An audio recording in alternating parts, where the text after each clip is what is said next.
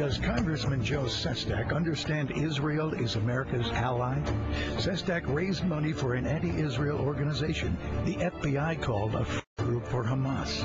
Sestak signed a letter accusing Israel of collective punishment for blockading Hamas in Gaza. Sestak refused to sign a bipartisan letter affirming U.S. support for Israel. Call Joe Sestak. Ask him to stand with Israel. Paid for by the Emergency Committee for Israel. That's the ad at the center of a war of words between Democratic Congressman Joe Sestak and a right-wing pro-Israel group. Congressman Sestak is, of course, running for the Senate in Pennsylvania, and he's with us here on set. That is a tough, tough ad. We've actually had debates about that ad on this show on whether it's out of line or not. First of all, you tell us, is that a fair representation of your position on Israel? No, absolutely not. Look, my perspective on Israel is probably unique in the entire Congress of almost anyone. 31 years in the U.S. military. I did exercises, operations with Israel. I was actually the leader of the very first exercise that ever brought a Muslim nation together with Israel and oversaw it in a military exercise to bring it about. This is done by a right wing, and it harms Israel. One of the greatest strategic leverages that Israel has is a bipartisan support for that country. It's a vital interest of ours, and I was out there every day trying to enhance its military readiness. At the center of this attack, in this attack ad, is where it says you signed a letter, and they had I thought, very good dramatic lighting on the Sestak signature, asking for an end of the Gaza blockade, saying Israel was out of line and that the Gaza blockade needed to be ended. No, I signed a letter that said we have to ensure that Israel has $10 billion every year for its military assistance.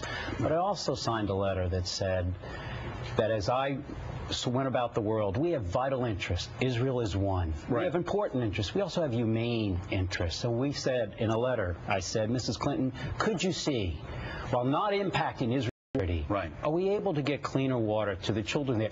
Do you support the end of the blockade, the Gaza blockade? No, I think it's illegal. Yes, I'd like to see it end, but not until we can ensure that there is a two-state solution. I think Israel has the right to have a blockade so that arms aren't flowing into those who are really causing harm in Gaza, which is Hamas. Let's get around the table. Al? It strikes me as a bit of a cheap shot, but I haven't looked at it carefully. But, you know, this is I'll tell you what they're doing. I'll tell you exactly what they're doing up there, whether it's fair or a cheap shot. And the Congressman and I were talking about this beforehand. I think that this very close election in Pennsylvania is going to be decided in those Philadelphia suburbs. And there is a fairly sizable number of Jewish voters in those suburbs. And I think that's exactly who they're appealing to. I don't know if it'll be successful. And this feeds off of a lot of Jewish supporters of Barack Obama felt like he has not been a strong enough advocate for Israel, right? There is certainly there, and that's clearly the case in Israel. I think less so here. I always yield on these sort of issues, Joe, to Patrick Cannon. Okay, well, that's not what we do here. Nora O'Donnell, this is a real issue, though. In Israel, we've heard the Jewish community in America be very critical of Barack Obama. He's not supportive enough. Are we going to see this not only in Pennsylvania but also around the country? I've not seen that come up in other Senate races. I may have missed it, but I mean it's particular in your race. And the question I have for you, Congressman, is what's happened in your race? There's a lot of Democrats who I talk to now are concerned that you guys may lose that seat. Well, I'm in a dead heat, and we know that. But at the end of the day, this election in Pennsylvania will not be decided by what people see on the national level. They know they've been slammed, they know they've been ripped apart, but they know more than anything else, they don't trust Washington. I stood up to the Democratic establishment when it made a bad decision for that primary. At the end of the day, I believe what John F. Kennedy said. Sometimes the party asks too much, and I wanted to demonstrate. It ain't about Joe Sestak's job. It's about their jobs and creating jobs and helping them. I'll stand up to my party or anyone to help them. And also I believe this. As a congressman, I can't just talk to people who agree with me. For example, in that ad, it talked about care. Governor Rendell encouraged me to go, went that night with me and spoke of the Jewish faith. Because what we have to do, as in Pennsylvania, I don't want to work just for Democrats. I want to work for Republicans, independents, and bring people together to try to resolve issues. Just like I led that exercise of Turkey and Israel together to hopefully move towards peace. And out of it came that more close relationship with those nations. Mike Barnacle is up in New York. He's got a question for you. Mike. Well, Congressman, the ad that was just shown, I'm wondering if Pennsylvania is like a lot of large eastern, Midwestern industrial states. Foreign affairs is important to a certain frame of reference, no doubt about that, but are most people more concerned, most people that you encounter more concerned with what you were just talking about? My paycheck, am I going to lose it? How long am I going to be able to get a job? Is it about jobs? And I answered a similar question, great question, back at home. I said, look, I have great faith in the Jewish community.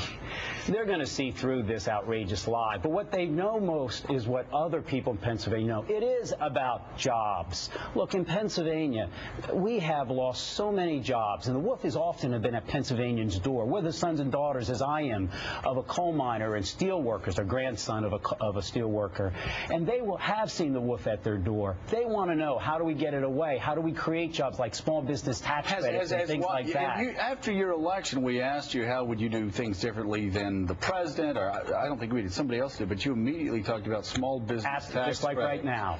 Has Washington been too slow in responding to the economic crisis?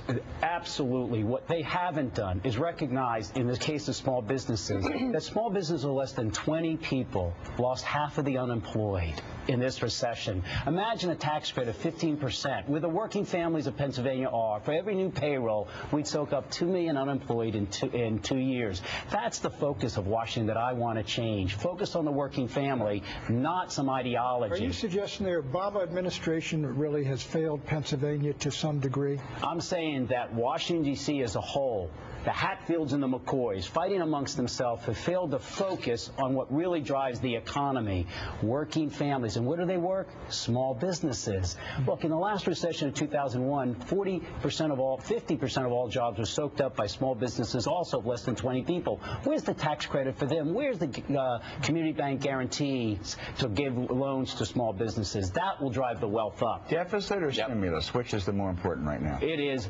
create jobs. That's what's most important. Let me tell you, and that's what we tried to do with the stimulus. But right now, what it is making sure that you create jobs by getting people to work. Okay. Thank you so much, Congressman. Thanks. Always great to see you.